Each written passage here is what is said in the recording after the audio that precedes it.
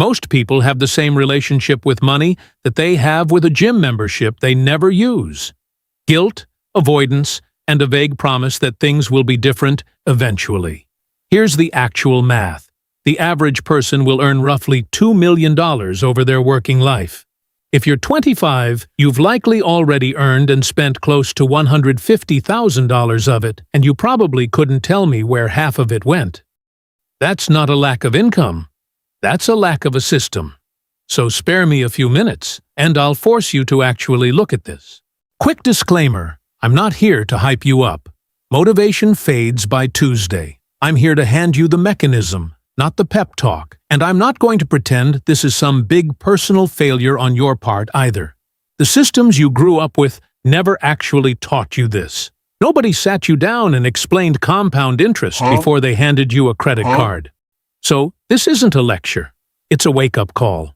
Point 1. You don't have a money problem, you have an attention problem. You say, I can't afford to save, but you had money for 3 delivery orders this week. You say, investing is for later, but you had time to research a phone upgrade you didn't need. The money isn't missing. You're just not tracking where it's going. So it disappears in 100 invisible $2 decisions instead of one visible bad one. If you can't say right now what you spent last week without checking your app, that's the problem you actually have. Here's the uncomfortable part. This isn't really about the money. It's about the fact that avoiding the number feels safer than knowing it. But the number doesn't get smaller because you didn't look. It just gets more surprising later. Point 2. Goals don't fix this. Systems do.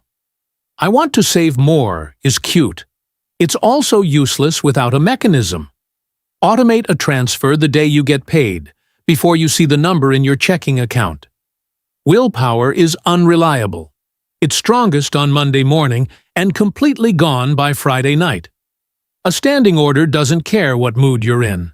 The people who have their money together aren't smarter than you, and they don't have some secret spreadsheet you don't know about. They just made the decision once, automated it, and never had to rely on willpower again. That's the entire difference. Not discipline, but design. Point 3. The boring version wins. Nobody gets rich off the exciting move. The crypto tip, the side hustle that blows up overnight, the one stock that supposedly changes everything.